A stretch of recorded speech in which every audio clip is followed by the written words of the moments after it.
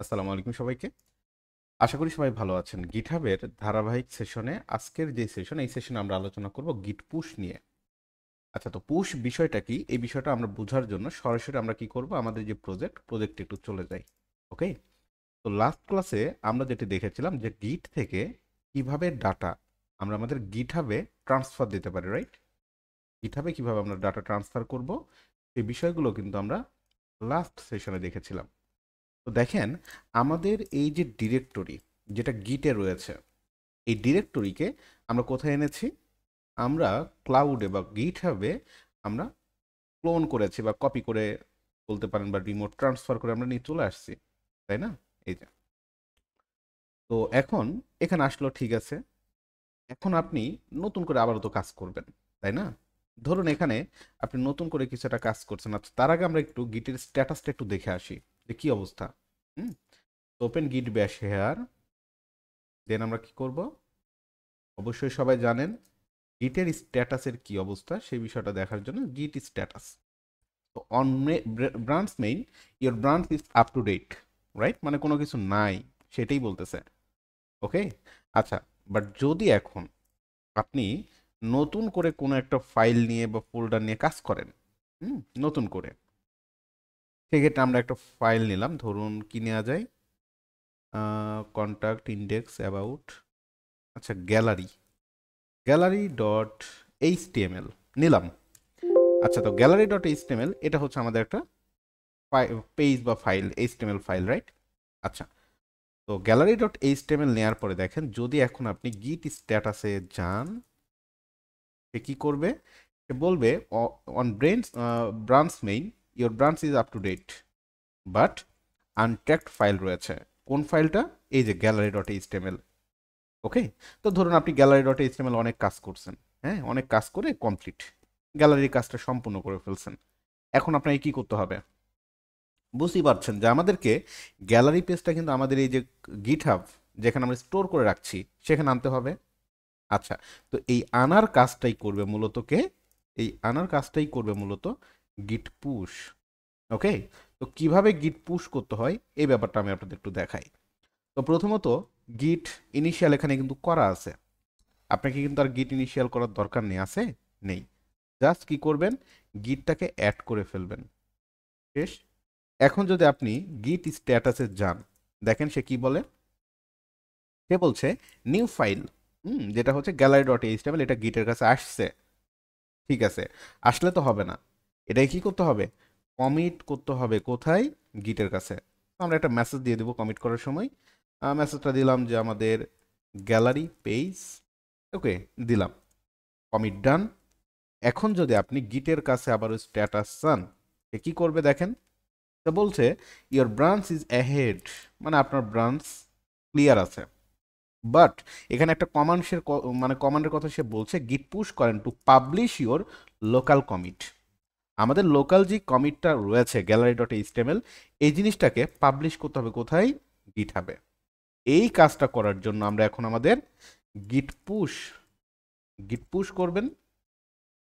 দেখেন, সাথে সাথে একটু খেয়াল রাখেন, এই যে দেখেন, গিট পুশ করার সাথে সাথে সে হচ্ছে গিটটাকে এখানে কিন্তু পুশ করে দিয়েছে।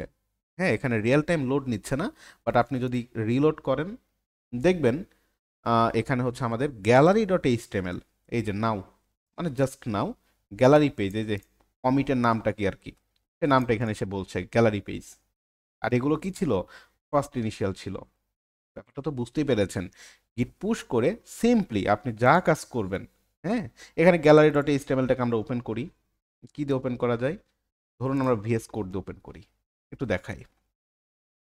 তো ভিএস কোডে আমি গ্যালারি ডট এইচটিএমএলটাকে ওপেন করলাম। ইভেন এখানে গ্যালারি ডট এইচটিএমএল আমরা কিছু লিখলাম, কোড করলাম, এইচটিএমএল 5 এর একটা স্ট্রাকচার নিয়ে আসি আমরা, ওয়েট, এইচটিএমএল 5। ওকে। আচ্ছা, তো ধরুন এখানে আমরা কিছু কাজ করে আসি।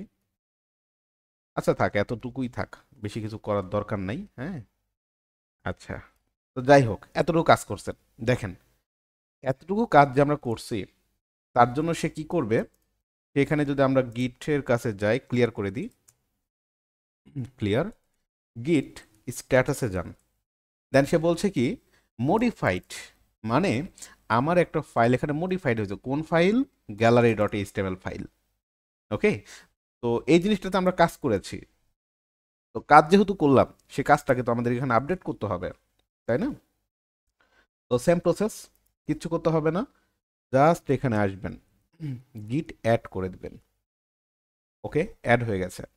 এখন যদি গিট স্ট্যাটাসে যান, দেখবেন সে আপনাকে কি মানে সব কিছু ঠিকঠাক দিচ্ছে। কি করবে এরপরে? আমরাকে গিটটাকে কমিট করতে হবে। তো অবশ্যই কমিট করার সময় একটা মেসেজ দিয়ে দিব আমরা, যে আমরা কি করলাম, ওয়ার্কিং ইন গ্যালারি পেজ। ঠিক আছে, কমিটের নামটা দেখেন, কমিট। ওকে, সে কি বলছে? One file change working in gallery page, তাই না? ওকে, সো এখনও যদি আপনি রিলোড করেন, ইভেন গ্যালারি ডট এইচটিএমএল ফাইলের মধ্যে যদি যান, দেখেন কোনো কোড দেখাচ্ছে গ্যালারি পেজে? কোনো কোড কিন্তু এখানে আসলে নাই। কারণ কি? কমিট করেছি, বাট পাবলিশ করতে হলে কি করতে হবে? গিট পুশ, জাস্ট গিট পুশ করে দিবেন। দেখেন গিট পুশ করার সাথে সাথে এখন আপনার এখানে দেখাচ্ছে না, বাট আমরা যদি এটাকে রিলোড করি, দেখবেন গ্যালারি পেজে আমাদের কোডগুলো চলে আসছে। আশা করি বুঝতেই পেরেছেন যে কিভাবে আমরা গিট পুশ করে এখন কাজ করতে র্যান্ডমলি। আপনি যখন যেই কাজ করবেন তখন সেই কাজটাকে জাস্ট গিট পুশ করে দিবেন এখন। ওকে, তো পুরো ব্যাপারটা আশা করি আপনারা বুঝতেই পেরেছেন যে কিভাবে গিট পুশ ইউজ করে আমরা আমাদের কি করতে পারি, আমাদের যে রানিং রিপোজিটরি সেখানে নতুন করে কোনো একটা code, file, what ever else যেটাই হোক না কেন সেটা যেন আপডেট করতে পারি। ওকে, আচ্ছা, তো আজকে এই পর্যন্তই। পরবর্তী সেশনগুলোতে আমরা খুবই গুরুত্বপূর্ণ সেশন দেখব, যেটি বিশেষ করে কি বলা যায়, মার্কডাউন ফাইল নিয়ে দেখব। Markdown like MD file. এখানে দেখেন রিডমি নামের একটা অপশন রয়েছে। এই রিডমির ব্যবহার, এটা কিভাবে আপডেট করবেন, কিভাবে সুন্দর করবেন, হ্যাঁ, এই বিষয়গুলো আমরা দেখব। ওকে, আচ্ছা, তো বাই দ্য ওয়ে, ধন্যবাদ সবাইকে, ভালো থাকবেন, আসসালামু আলাইকুম।